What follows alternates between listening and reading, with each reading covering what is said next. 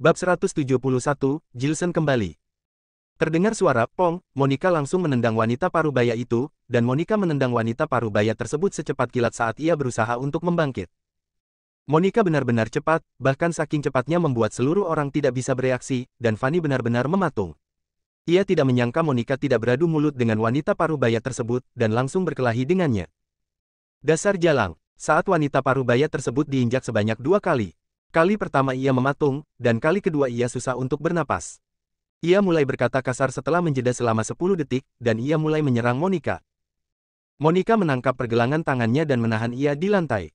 Anakku adalah anak haram. Ia tidak mendapatkan didikan yang baik. Sebenarnya kamu tidak sebanding dengan anak haram, kamu benar-benar tidak mendapatkan didikan yang baik dibanding anak kecil. Aku akan melawanmu. Wanita parubaya itu langsung menangis, tubuh yang tengah ditahan oleh Monica di lantai terus meronta, dan mengeluarkan teriakan histeris dari mulutnya. Untuk kedua orang tua mohon jangan berkelahi, kalian adalah orang dewasa, mengapa harus berkelahi di hadapan anak kecil? Para guru taman kanak-kanak segera menahannya, sekelompok orang tua mengelilinginya dan terus menegur mereka untuk berhenti berkelahi. Berhenti berkelahi, Monica, kita mempunyai identitas yang berbeda, dan tidak boleh berkelahi dengan orang biasa. Fanny pun menghampiri Monica dan berbisik kepadanya. Sampah. Monica menatap wanita parubaya itu dengan tatapan dingin, lalu mendorongnya dengan kasar. Padahal ia ingin menghantam wanita parubaya tersebut, tapi ia tidak tega. Kini, anak kecil berpostur tubuh gemuk yang sebelumnya tengah menyombongkan diri langsung menangis karena ketakutan. Sebelumnya ia benar-benar menyombongkan diri, tapi sedetik kemudian ia langsung menangis. Wanita parubaya itu tidak terima, dan ingin berkelahi dengan Monica, lalu ia ditahan oleh 2 petugas keamanan, para guru taman kanak-kanak pun juga terus menahannya. Aku akan membunuhmu, dasar jalang. Wanita parubaya tersebut berteriak histeris. Kamu masih ingin berkelahi? Apakah kamu bisa melawan kita? Bahkan kita 1 orang pun bisa mengalahkanmu, tapi kita terdiri dari 2 orang. Fanny tersenyum jahat, lalu berdiri di sebelah Monica sembari menatapnya dengan tatapan meremehkan. Ia sudah mendapatkan ajaran bela diri dari Jilson, meskipun ia tidak melatih bela diri tapi tenaga dalam tubuhnya akan terus meningkat. Kini ia sudah mendapatkan tenaga di dalam tubuhnya, sudah berada di tingkat Grandmaster, dan tenaga di dalam tubuhnya akan terus meningkat secara perlahan. Hingga suatu saat mendatang, ia akan menjadi orang hebat dalam bidang bela diri. Orang biasa sepertinya, Fanny bisa melawannya dengan mudah meskipun musuhnya adalah ia atau Monica. Suamiku akan segera tiba, dasar jalang. Kita adalah pemilik pasar, dan kita mempunyai banyak kenalan. Kamu tunggu saja, kita akan menghantammu setelah suamiku tiba. Wanita parubaya tersebut berteriak histeris. Oh, kita sungguh takut dengan orang sepertimu. Fanny pura-pura ketakutan, pura-pura tubuhnya bergetar lalu memasang ekspresi mengejek kepadanya. Orang jahat yang berada di kota Gambir telah ditangani oleh Jilson, dan sudah tidak ada orang jahat di kota Gambir, hanya ada pria bertubuh kekar dan yang berpura-pura galak. Lagi pula dengan latar belakang keluarganya dan keluarga Suan, meskipun sebelumnya ada Angga, dan Angga mempunyai istri, mereka memukul istri Angga, tentunya Angga tidak akan berani berkata apapun. Benar-benar tidak ada apa-apanya jika kamu membandingkan kekuasaan keluargamu dengan kita. Jangan menyombongkan diri hanya menghasilkan banyak uang, orang biasa yang kamu temui di jalan, mungkin saja bukan keadaan yang bisa kamu gapai. Fanny berkata, kalian menunggu saja, kalian menunggu, jangan pergi jika kalian berani. Wanita parubaya tersebut berteriak. Benar-benar sampah. Monica menatapnya sinis, dan menggendong Angel secara perlahan. Angel bukan anak kandung, Angel adalah anak yatim piatu, ia mengadopsi Angel saat tengah melaksanakan tugas. Karena Angel tidak mempunyai orang tua, ia lebih menyayangi Angel dibanding anaknya sendiri. Sedangkan Jilson mempunyai kekasih baru, Angel tidak mempunyai ayah, dan Angel hanya bisa disebut sebagai tidak mempunyai keluarga yang sempurna. Karena ia adalah orang tua tunggal, ia jauh lebih bisa melindungi anaknya dibanding ibu lainnya. Siapapun itu, Monica tidak akan membiarkan mereka untuk menyakiti Angel. Ibu, tadi kamu benar-benar galak loh. Hari ini Angel benar-benar kasihan, ia meletakkan kepalanya di pelukan Monica. Jangan takut, aku tidak akan membiarkan mereka mengganggumu. Monica berkata. Dasar jalang, jangan pergi jika kamu berani. Wanita parubaya itu menghadang pintu taman kanak-kanak, suaminya akan segera tiba, dan ia siap-siap menyuruh suaminya untuk menghantam 2 perempuan tersebut. Masih tidak ingin menerima, hari ini kita akan menunggu suamimu, menunggu kamu mengeluarkan kartu terakhir, dan melihat dirimu menerima.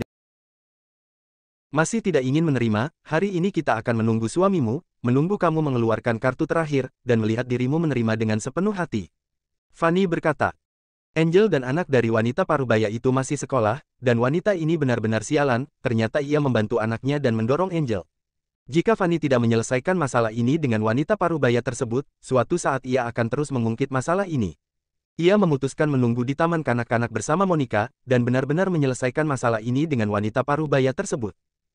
Johan, aku diganggu oleh orang lain di taman kanak-kanak, kamu membawa 80 orang ke sini. Fanny takut suami wanita parubaya tersebut akan rugi, ia berpikir sejenak lalu menghubungi bawahan kakek Lean. Sekitar 10 menit kemudian, suami wanita parubaya itu sudah tiba di taman kanak-kanak, ia adalah pemilik pasar. Biasanya, pergaulan sosialnya sungguh rumit, ia mempunyai banyak kenalan. Saat suami wanita parubaya itu tiba terlebih dahulu, Fanny benar-benar mematung saat melihat suami wanita parubaya itu membawa banyak bawahan. Total 30 orang lebih, semua orang mengenakan rompi kecil, celana besar, dan sandal karet yang berwarna kuning. Saat mereka mengetahui kabar bahwa istri dan anak kecil bos pasar diganggu oleh orang lain, beberapa dari mereka membawa tongkat. Fanny sungguh ahli dalam bela diri, ia sudah berada di tingkat Grandmaster, ia mempunyai tenaga di dalam tubuhnya. Tapi ia tidak pernah berkelahi dengan banyak orang, tidak ada pengalaman dalam berkelahi. Jalang ini memukulku, Johan. Kalian membantuku untuk menghantamnya, membalas dendam. Wanita parubaya itu langsung berteriak saat melihat suaminya sudah tiba di taman kanak-kanak. Ternyata adalah dua gadis cantik. Dan salah satu dari mereka sungguh cantik. Pria parubaya itu mematung sejenak saat melihat paras wajah Monica yang cantik. Bos, beribu orang melihat Jilson, Susie, Ardam, Tuan Zhu, Leo, dan Tommy yang lain berada di bandara pribadi kota Gambir. Jaiden berjalan menghampiri bersama 100 orang, menangkap wakil instruktur dan 4 pembunuh besar yang ditangkap oleh Jilson.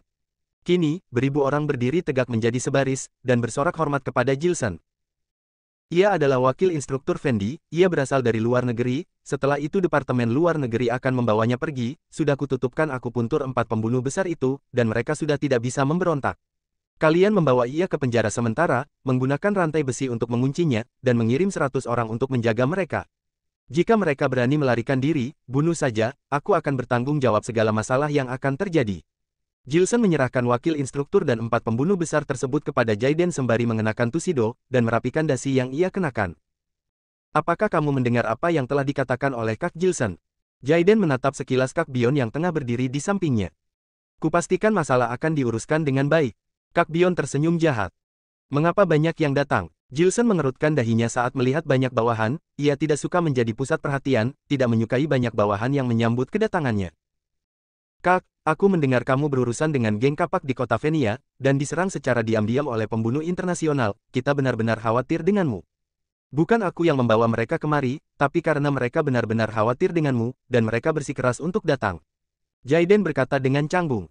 Kalian sungguh perhatian terhadapku. Jilson melihat mereka yang benar-benar mengkhawatirkan dirinya, menatap Jilson dengan tatapan hormat dan serius, membuat kedua netranya memancarkan tatapan bangga. Jaiden benar-benar luar biasa dalam mendidiki bawahan, kini mereka berada di tingkat dasar sebagai tentara bayaran. Ayo, menemani aku menjenguk anakku, malam ini kita bersenang-senang.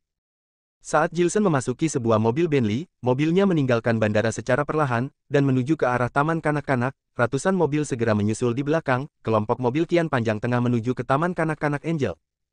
Bab 172, aku adalah suaminya. Nona cantik ini, anak perempuanmu sudah memukul anak laki-lakiku, tapi kamu memukul istriku lagi, aku Raja Pasar adalah orang yang adil, di dunia sekarang sudah tidak zaman berkelahi, jika sudah berkelahi maka harus memberikan kompensasi, kalah masuk rumah sakit, menang masuk penjara. Kalau tidak begitu saja, aku tidak menindas wanita, kamu telepon suamimu, suruh dia datang membahas denganku, kita lihat bagaimana menyelesaikan masalah ini. Johan, apa kamu tidak melihat? Aku dipukul oleh wanita berengs asteriska ini, kamu sudah bawa begitu banyak orang, apa kamu masih tidak mau bantu aku balas dendam? Wanita parubaya berteriak dengan keras. Ribut apaan? Tidak berpendidikan, ya. Raja Pasar langsung melototi wanita ini dengan tajam. Dia lumayan berkemampuan, dia membuka sebuah pasar sayur, memiliki usaha sendiri, setiap tahun bisa mendapatkan penghasilan sekitar 1 hingga 1,2 miliar, lalu karena membuka pasar sayur, jadi dia bisa memiliki sekelompok teman di tempat ini. Saat dia mendengar kabar istrinya ditindas orang, dia sedang bermain mahjong bersama temannya di pasar sayur, dia langsung membawa semua teman di pasar sayur sebanyak 30-an orang. Musim kemarau sangat panas, mereka tidak memakai baju jelas saat bermain mahjong di pasar sayur, semuanya hanya memakai singlet, celana longgar dan memakai sandal karet yang sejuk. Semua temannya ini adalah paman-paman, semuanya adalah pria gemuk sekitar umur 30-an, tubuh mereka terlihat kekar, ada yang terdapat tato di tubuh mereka. Awalnya dia masih berpikir siapa begitu berani menindas istri dan anak laki-lakinya, tidak disangka adalah dua wanita cantik. Terutama Monica yang memiliki kulit putih seperti salju, wajah lonjong yang sangat imut, sepasang mata yang bersinar seperti bintang yang berkelap-kelip, gairah dan penampilannya lebih cantik dari artis di dalam TV. Ditambah lagi hari ini dia memakai rok berwarna biru terlihat semakin elegan dan enak dilihat, sehingga membuat orang tidak rela untuk menindasnya. Sedikit tidak sanggup untuk memukul wanita cantik. Dan sekarang sudah tidak zaman berkelahi, karena jika sudah berkelahi masih mau beri kompensasi, mungkin juga masih mau masuk penjara, jadi ini bukanlah hal yang baik.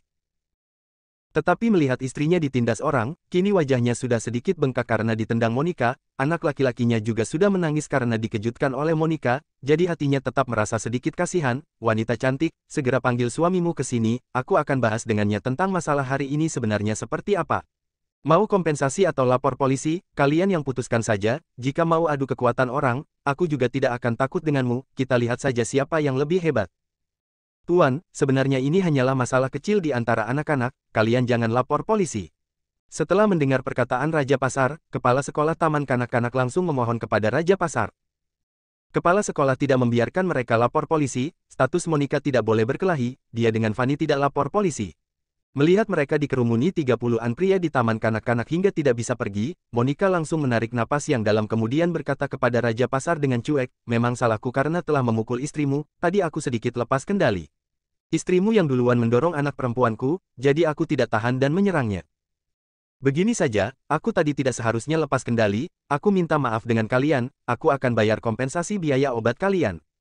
Tapi masalah kita hari ini juga harus diselesaikan, istrimu yang tidak masuk akal, dia sebagai orang dewasa tidak seharusnya mendorong anak perempuanku, dia juga harus minta maaf kepada anak perempuanku, dan juga harus janji pada kami ke depannya jangan menyentuh anak-anak lagi, ke depannya dia juga tidak boleh datang ke taman kanak-kanak dengan sembarangan, karena anak perempuanku mungkin akan takut saat melihatnya. Monica berkata, apa maksudmu? Menyuruh istriku menghilang saja, ke depannya jika dia tidak datang, aku yang datang ke taman kanak-kanak untuk jemput anak-anak saja. Raja Pasar tertawa, dia membuka singletnya dan meraba perutnya memperlihatkan tato ular kobra. Kamu boleh datang jemput anak. Monica berkata. Seasteriste, suamiku sangat sibuk setiap hari, kamu tidak mengizinkanku datang jemput anak, dan suruh suamiku yang datang jemput. Apaan? Siluman, kamu tertarik dengan suamiku karena kaya, dan ingin menyuruh suamiku datang jemput anakku, dan kamu sekaligus menggoda suamiku. Wanita parubaya langsung marah dengan kuat. Hahaha. Setelah mendengar perkataan wanita parubaya, semua teman-teman yang dibawa Raja Pasar langsung tertawa. Mereka dalam hati berpikir wanita ini sungguh bodoh. Suruh suamimu datang untuk membahasnya, syaratmu terlalu keterlaluan, aku tidak bisa menerimanya. Raja Pasar sedikit tertarik dengan Monica ini, dia melihat postur tubuh Monica yang sangat indah, dia sengaja menampakkan sisi genlenya. Aku bisa berikan kompensasi pengobatan kepada istrimu sebanyak 200 juta, aku juga boleh membayar gaji pembantu kalian setiap bulan, agar pembantu kalian datang jemput anak. Hari ini anakku sudah dikejutkan istrimu, aku tidak harap ke depannya dia masih datang. Monica berkata, kamu lumayan kaya ya. Raja Pasar terkejut melihat Monica seperti ini. Dia adalah siluman, Johan, apa kamu tidak menyadarinya? Dia adalah selingkuhan yang dibiayai oleh orang kaya. Berapa umurnya? Mungkin saja hanya 20-an, dia juga memiliki perawatan yang begitu baik, sama sekali tidak seperti pernah melahirkan anak, dan sudah umur berapa anaknya ini, jika dia bukan selingkuhan yang dibiayai oleh orang kaya, apa dia bisa melahirkan anak perempuan dengan umur begitu muda? Wanita parubaya berkata dengan keras. Di mana suamimu? Raja Pasar perlahan mulai lewat batas, dia sudah tergoda dengan penampilan dan postur tubuh Monica yang indah, sepasang matanya dengan agresif melihat ke tubuh Monica. Aku tidak ada suami. Monica perlahan mengerutkan alisnya. Benar-benar selingkuhan yang dibiayai oleh orang kaya. Kini Raja Pasar, Kepala Sekolah Taman Kanak-Kanak, beberapa teman yang dibawa oleh Raja Pasar, semua guru taman kanak-kanak dan orang tua murid sudah terkejut. Mereka hanya pernah dengar ada wanita cantik yang dibiayai oleh orang kaya, saat masih muda sudah melahirkan anak untuk orang kaya, kemudian sendiri membesarkan anak, mereka tidak menyangka ada masalah ini di dunia nyata. Betul, penampilan Monica indah dan muda, cara bicaranya sangat elegan, dilihat saja sudah tahu jika dia dari keluarga yang lumayan baik, dia pernah mendapat pendidikan yang baik. Dan dia begitu muda sudah ada anak perempuan, anaknya ini juga masuk di sekolah taman kanak-kanak keluarga Ningrat, jika dia tidak dibiayain oleh orang kaya, bagaimana mungkin dia sanggup menyekolahkan anaknya di taman kanak-kanak keluarga Ningrat? Si Raja Pasar memang sudah tertarik dengan Monica, dia memikirkan wanita yang lumayan cantik ini, dengan istrinya yang tidak berguna dan tidak masuk akal ini pasti tidak bisa dibandingkan. Dia langsung muncul sebuah pemikiran buruk di dalam hatinya, dia juga berpikir ingin memiliki perempuan cantik seperti ini.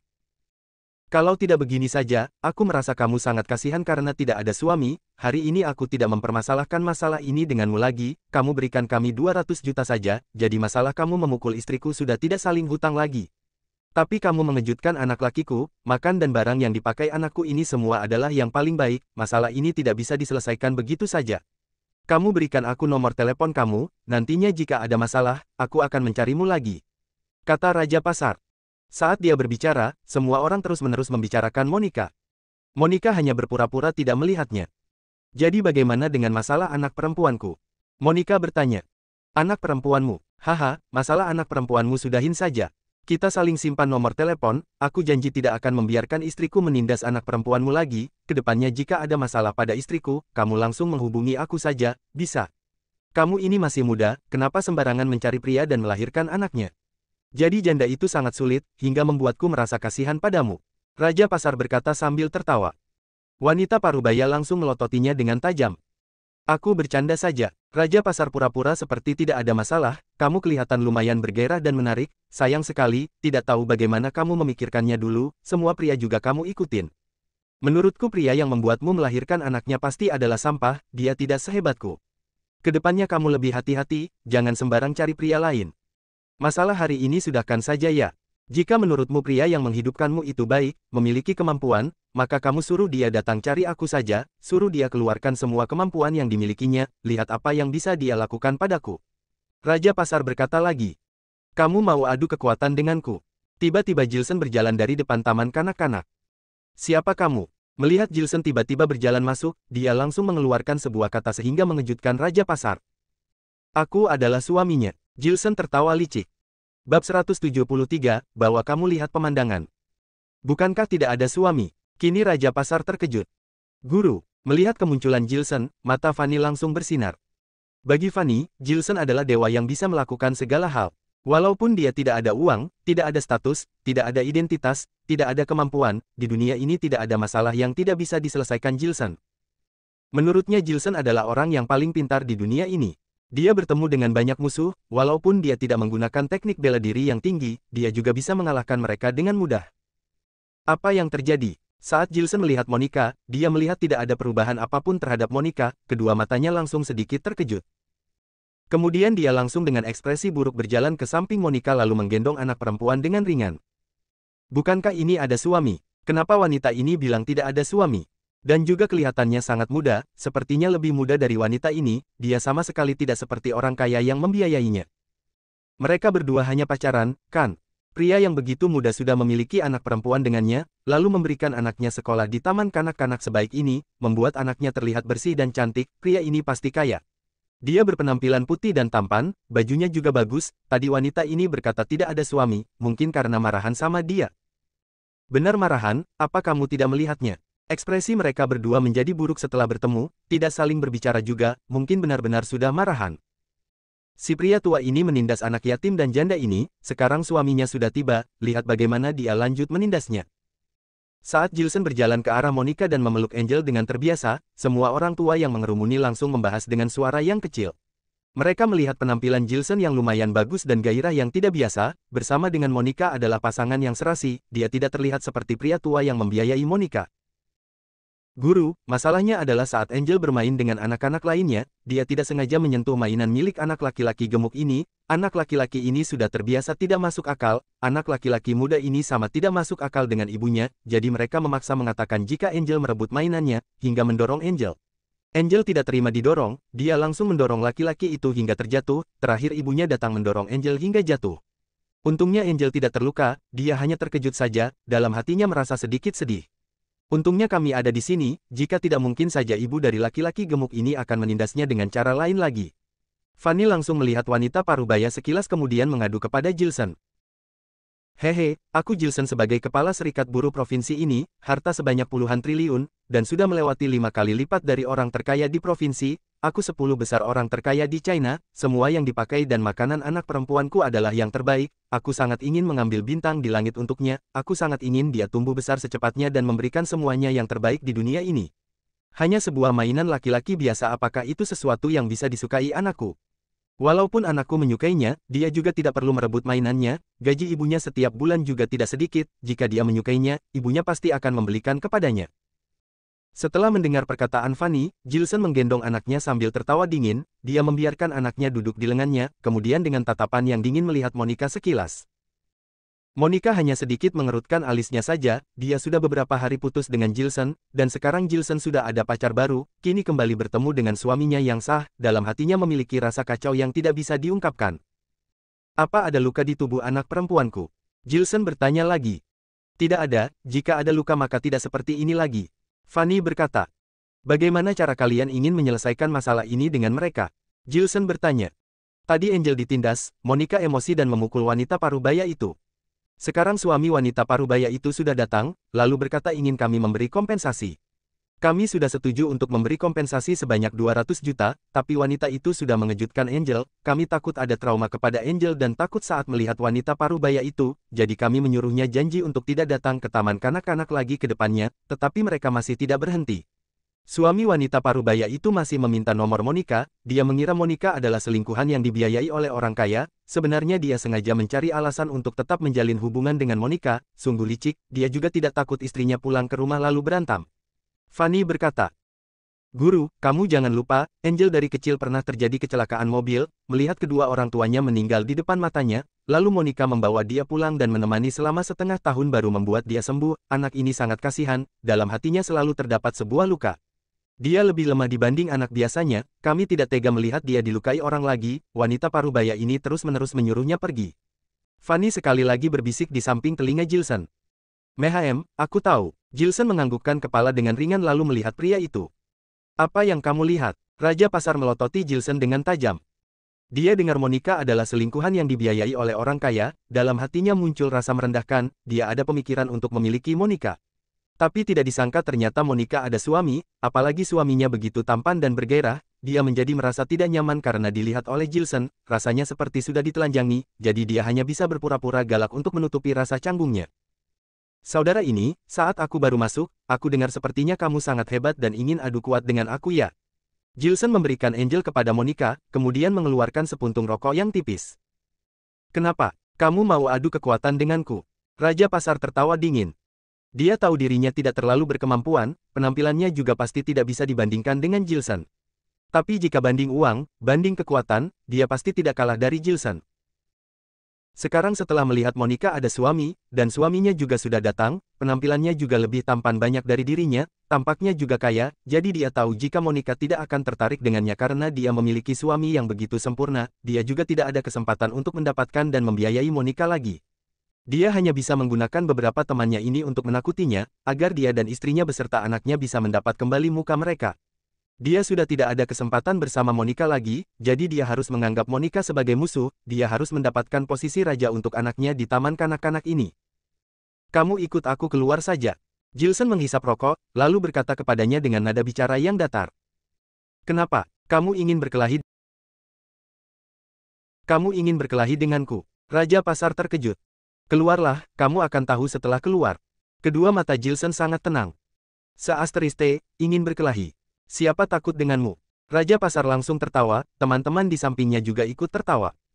Mereka ini memiliki 30-an orang dan Jilson hanya ada satu orang. Dia kelihatannya sangat kurus dan putih, kelihatannya tidak seperti orang yang bisa berkelahi. Jika mereka ikut dia keluar dan dia masih berani bertindak sembarangan, apa mereka yang begitu banyak masih tidak bisa mematikannya? Kedua tuan, kalian jangan berkelahi. Ini hanyalah masalah anak-anak, kenapa malah kalian orang dewasa yang adu uang, adu status dan adu kuat?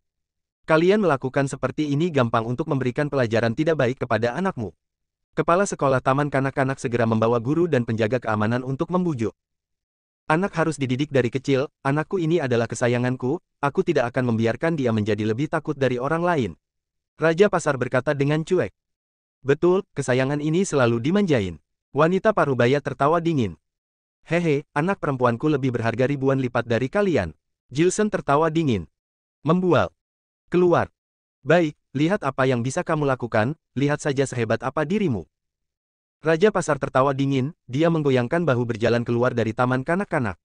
Pagar taman kanak-kanak dipenuhi oleh tanaman rambat Boston. Saat dia berjalan keluar dari taman kanak-kanak, hanya terlihat istrinya yang sengaja berhenti di mobil Mercedes di depan pintu. Lihat apa yang bisa dilakukannya, haha. Semua teman Raja Pasar dengan puas berjalan keluar, ekspresi mereka dipenuhi dengan senyuman yang licik. Wanita parubaya menggendong anaknya dengan ekspresi yang sombong, dalam hati berpikir apakah pria tampan muda ini sedang cari mati.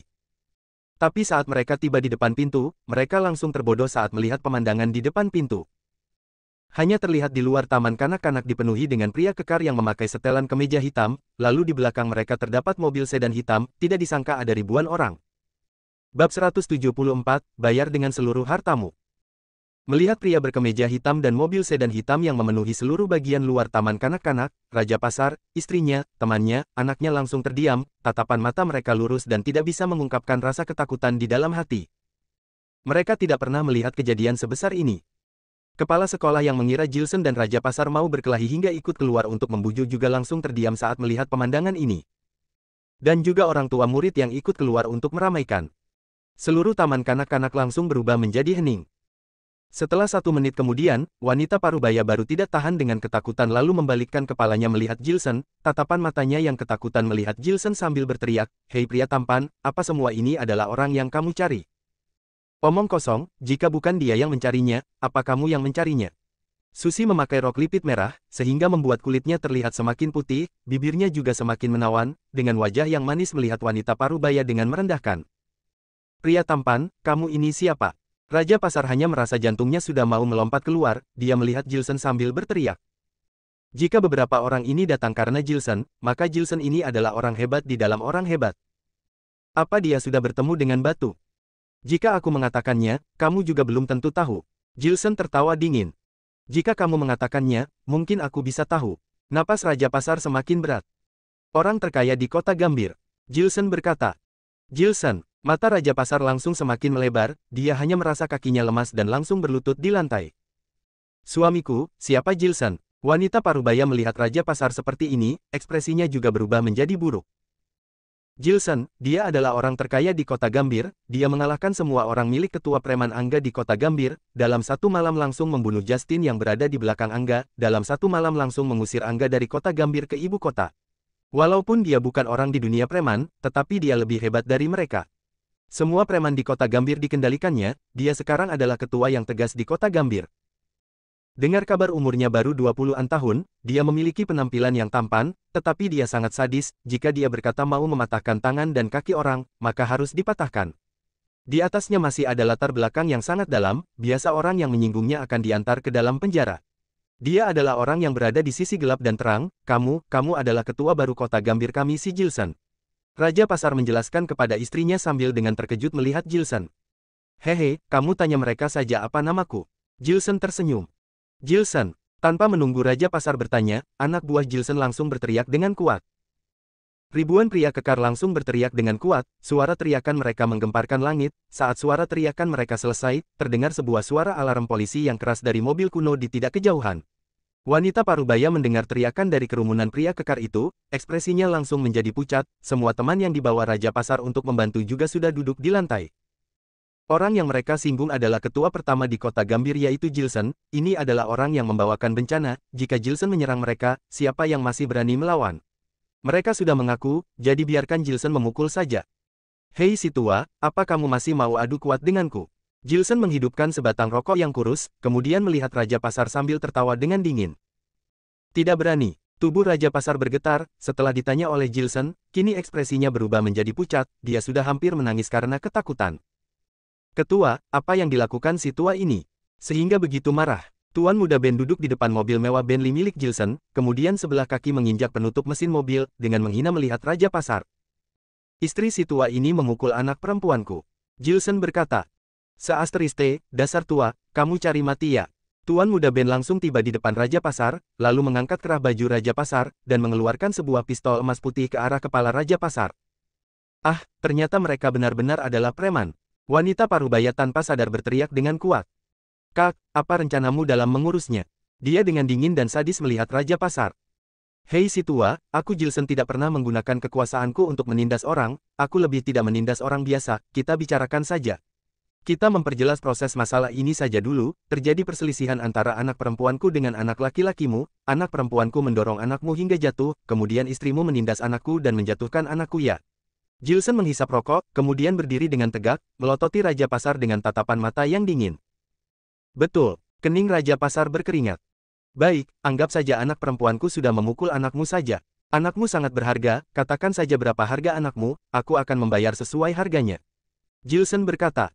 Ayah, aku tidak memukul anaknya, dia yang duluan mendorongku, jadi aku tidak tahan dan mendorongnya. Angel dipeluk oleh Monica, dia langsung menjelaskan dengan sedih. Jangan bicara, Monica menggelengkan kepala dengan ringan. Begini saja, walaupun anak perempuanku membunuh anakmu, dan anakmu sudah mati, sekarang aku langsung membayar kamu satu anak baru, berapa harga anakmu? Gilson tiba-tiba menghisap rokok dengan dalam dan melototi Raja Pasar dengan mengerutkan alisnya. Anakku tidak terlalu berharga, dia tidak lebih berharga dari anak perempuanmu. Bagaimana mungkin Raja Pasar masih berani merebut kemenangan dengan Gilson, walaupun dia merasa Gilson sedang menghinanya, tetapi melihat Gilson memiliki anak buah yang banyak, dia terpaksa menahannya saja. Tidak, aku harus membayarnya. Gilson melototi dengan mata yang sangat bulat. Wanita cantik ini, bagaimana jika kamu yang mengatakan saja, berapa harga anakmu ini? Kalian pasti harus memberikan aku sebuah harga, jika tidak kalian tidak boleh pergi. Aku, wanita parubaya melihat Gilson dengan terkejut. Iya kamu, Gilson berkata. Anakku memang sangat berharga. Wanita parubaya ini masih melindungi anaknya, dia merasa perkataan Gilson sedikit keterlaluan, dalam hatinya merasa sedikit marah, kenapa? Apa anakku lebih buruk dari anak perempuanmu? Semua makanan dan yang dipakai anakku adalah yang terbaik. Dia naik mobil Mercedes-Benz, minum susu impor, baju yang dipakai adalah merek Xiao Tianchai, sekolah di taman kanak-kanak keluarga Ningrat, biaya sekolah setiap tahun 40 juta. Anakku sampai sekarang, setiap tahun aku hampir menghabiskan 400 juta padanya, tahun ini 25 tahun, mungkin ada 2 miliar, kan? Aku hitung harganya adalah 4 miliar, karena dia dilahirkan oleh wanita secantik kamu, anak perempuanku memukul anakmu, sekarang aku beri kompensasi 4 miliar, bagaimana menurutmu? Gilson bertanya. Anak perempuanmu sebenarnya hanyalah anak kecil, dia hanya mendorong anakku dengan ringan, dan anak kecil tidak begitu kuat, tidak apa jika didorong sedikit, jadi kamu tidak perlu beri kompensasi ini lagi. Wanita parubaya mengatakan setelah memikirkan sebentar. Tidak, harus bayar, anakmu berharga. Gilson mengeratkan giginya berkata. Kalau begitu bayarlah. Wanita parubaya tidak mengerti apa yang diinginkan Gilson. Jaiden, berikan dia uang. Gilson berkata. Baik, Jaiden berpikir bukankah anak perempuan Gilson yang dipukul. Kenapa malah Gilson membayar dia uang? Tapi lakukan saja apa yang dikatakan ketua, kebetulan banyak uang tunai di dalam mobil mereka. Sejak mengikuti Gilson, mereka semua bawahannya ini sudah menjadi kaya, rokok mereka semua adalah rokok yang baik, dalam mobilnya setiap saat memiliki uang tunai sebanyak 2 hingga 4 miliar. Dengan cepat Kak Jaiden membawakan uang tunai sebanyak 4 miliar kepada wanita parubaya. Wanita parubaya itu terkejut saat memeluk uang tunai yang berat, Monica dan Fanny juga terkejut. Semua orang yang mengerumuni di sini tidak tahu apa yang dipikirkan oleh Gilson, hanya ada tuan muda Ben, Leo dan Susie yang melihat wanita parubaya sambil tertawa dingin, Ardam juga menggelengkan kepalanya dengan tidak berdaya. Mereka mengerti bagaimana Gilson menghadapi wanita ini. Bagus sekali, sekarang kita sudah selesaikan kompensasi anakmu karena anakku memukul anakmu, memang ini adalah kesalahan kami minta maaf. Jadi sekarang sudah seharusnya kita hitung-hitung hutang kamu wanita umur 30-an yang memukul anakku, kan? Gilson tertawa dingin. Hah, wanita parubaya melihatnya dengan terkejut.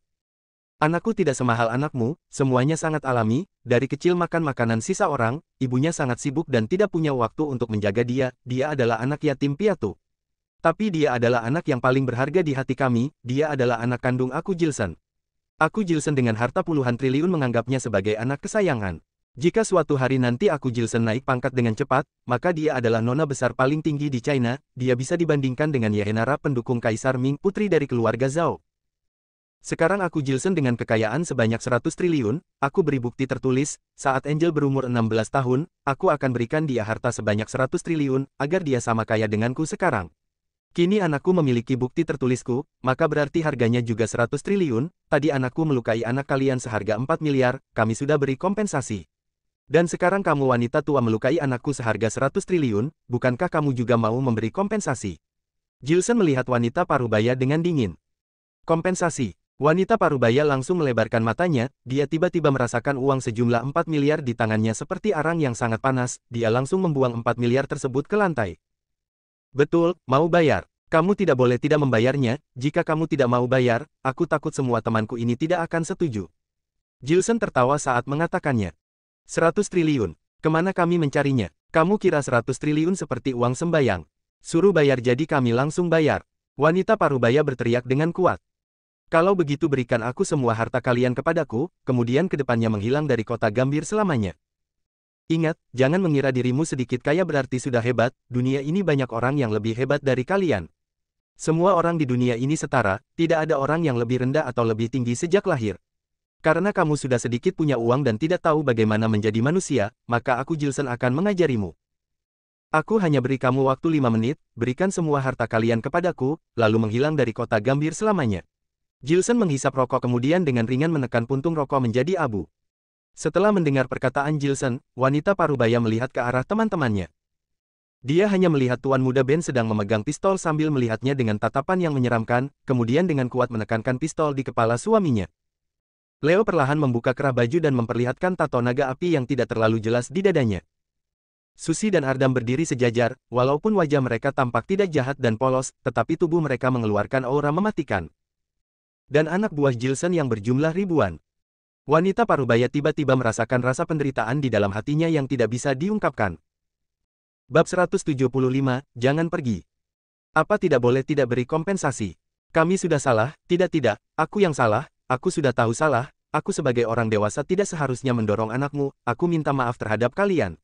Kedepannya aku tidak akan sombong karena punya uang lagi, orang kaya ini, tolong maafkan kami akan pergi secepatnya dan menghilang dari pandanganmu selamanya, menghilang dari kota Gambir selamanya. Wanita parubaya hanya merasa ada sebuah penyesalan yang tidak bisa diungkapkan, dia menyesal dengan dirinya, kenapa mau begitu lepas kendali, merasa dirinya sangat tinggi, sebagai orang yang sudah dewasa malah menindas seorang anak kecil. Dia sangat menyesal, dia sangat ingin secepatnya menghilang di depan Gilson, selamanya jangan bertemu dengan dewa pembawa sial si Gilson ini. Di dunia ini tidak ada obat penyesalan. Gilson tertawa, dia hanya perlahan memutar badannya. Kini sepasang matanya melihat Monica dengan diam-diam, dia hanya meninggalkan bayangan belakangnya kepada wanita parubaya, Jaiden, kamu pergi mengurus masalah ini ya, bisa lakukan dengan baik, kan? Hah? Jaiden melihat Gilson dengan terbengong. Gilson mendapatkan jumlah uang yang banyak dan sudah merebut harta orang lain, sedikit terlalu sadis. Tidak bisa lakukan dengan baik. Gilson bertanya. Ketua, masalah ini detailnya bagaimana cara melakukannya? Jaiden melihat wanita yang memohon dengan penyesalan, kemudian melihat Raja Pasar yang ekspresinya buruk beserta teman-teman lainnya, dia hanya merasa sangat sadis. Sampah, tidak tahu bagaimana kamu bisa menjadi bawahan dari Kak Gilson. Tuan Muda Ben adalah orang yang tidak sabar, dia langsung mengerutkan alis dan berkata kepada Jaiden, kamu segera bawa sepasang suami istri yang sok hebat ini pergi ke rumah mereka, kemudian menyuruh mereka memberikan benda yang berharga kepadamu, semua diberikan padamu, misalnya surat rumah, surat tanah, lalu semua harta tak bergerak juga berikan kepadamu, kemudian berikan mereka uang jalan sebanyak 6 juta dan suruh mereka langsung pergi, selamanya jangan muncul di kota Gambir lagi. Jangan merasa ini adalah perampokan, kali ini mereka melukai anak perempuan Kak Gilson, jadi ini adalah biaya pengobatan yang diberikan kepada anak perempuan Kak Gilson. Bukankah mereka sombong karena kaya? Bukankah mereka merasa anak orang lain tidak semahal anak mereka? Kali ini mereka sudah bertemu dengan orang yang hebat, anggap saja mereka yang sial. Orang pecinta keadilan juga sebuah cara kita mencari uang dalam seni bela diri, jika tidak, semua pahlawan zaman dahulu tidak mungkin punya uang untuk menghidupi dan membahagiakan istri mereka, sebentar-sebentar beli rumah mewah dan pensiun, jadi pecinta keadilan juga ada keuntungannya, jika tidak ada, semua pahlawan itu sudah mati kelaparan. Oh, kini Jaiden akhirnya mengerti bagaimana dia harus melakukannya. Saat Jaiden dengan 100 anak buah memaksa untuk membawa pergi wanita parubaya dan Raja Pasar ini, wanita parubaya ini sudah menangis hingga mau pingsan. Jaiden dengan terpaksa menarik mereka masuk ke dalam mobil. Orang seperti ini tidak pantas untuk dikasihani, sekarang mereka menindas orang karena sedikit kaya saja, jika kedepannya sudah menjadi kaya raya, mereka pasti akan menjadi bencana bagi orang. Anak yang mereka didik, sudah besar nanti jika bukan menjadi orang yang suka menindas, maka dia pasti akan menjadi berengs asteriska yang suka menghina wanita. Lebih baik sekarang menyita semua harta mereka dan memaksa mereka pergi dari kota ini. Jika mereka memiliki kemampuan, kedepannya mereka akan bangkit kembali. Mereka sudah pernah melakukan kesalahan dan rugi, kedepannya jika tidak tobat menjadi orang baik, setidaknya mereka bisa belajar menjadi rendah hati dan tidak akan mencelakai orang lain. Sayangnya mereka bertemu dengan beberapa orang miskin, paling banyak hanya bisa mendapat beberapa miliar saja, akan baik jika orang yang kaya raya menyinggung Kak Gilson, dalam sekejap masuk ratusan miliaran. Setelah Jaiden membawa pergi wanita parubaya, Tuan Muda Ben menghela napas dengan ringan. Tuan Muda Ben, kamu lumayan terbiasa dalam melakukan hal seperti ini. Leo mengatakan tanpa melihatnya. Kita semua adalah orang dari seni bela diri, jadi pastinya sudah sangat kenal dengan semua proses seni bela diri. Tuan Muda Ben tertawa dengan meremehkan. Wanita parubaya itu memang sangat mengejutkan Angel, meskipun Angel polos dan ceria, tetapi sebelum Jilson datang ke keluarga Swan, dia bahkan membantu Monica menyudutkan Fendi setiap hari, tetapi dia tetap seorang anak kecil. Kedua orang tuanya meninggal, dia melihat kedua orang tuanya dibawa pergi secara langsung di lokasi kejadian kecelakaan lalu lintas, sejak saat itu dia langsung mendapat tekanan yang begitu besar. Saat wanita parubaya mendorongnya dengan kuat, dia tidak sengaja teringat dengan keadaan saat umur 2 tahun. Pengalaman sedih saat kecil itu seakan-akan seperti sebuah trauma yang besar menekannya. Dia sangat takut dengan wanita parubaya, jika bukan karena Jilson mengusir wanita parubaya ini, kedepannya dia pasti tidak berani datang ke taman kanak-kanak ini lagi. Setiap hari saat melihat wanita parubaya ini, dalam hatinya selalu ada sebuah halangan, awalnya masa kecil yang seharusnya senang dan bahagia langsung berubah menjadi tidak aman, banyak orang tua suka menindas lebih lemah, saat mendengar anak mereka ditindas di sekolah, mereka akan langsung datang ke sekolah untuk menindas anak lain. Dan Angel tidak salah sama sekali, hanya wanita parubaya itu yang tidak masuk akal saja. Jilson melihat Monica beberapa detik, dia berjalan ke depan Monica lalu menggendong Angel untuk menasihatinya, tidak apa lagi, ada ayah di sini, kedepannya tidak ada orang yang berani menindasmu lagi. Angel tidak berbicara, dia hanya diam-diam meletakkan dagunya di bahu Jilson, seluruh tubuhnya mendempet terhadap Jilson. Penampilan Angel yang sedih membuat Jilson merasa sakit hati. Saat dia melihat sekilas Monica yang berada di depannya tanpa ekspresi, setelah dipikirkan membuatnya marah dan berkata satu kata, apapun tidak bisa dilakukan dengan baik. Ini pertama kalinya Jilson menegur Monica, melihat Jilson menegur Monica, Fanny langsung melebarkan matanya. Ini juga pertama kalinya Monica ditegur Jilson, setelah mendengar Jilson menegur dirinya, Monica juga terkejut hingga melebarkan matanya. Sudah hebat ya, si Jilson beraninya berbicara seperti ini kepada dirinya. Tadi dia juga sudah memukul wanita parubaya itu, kan?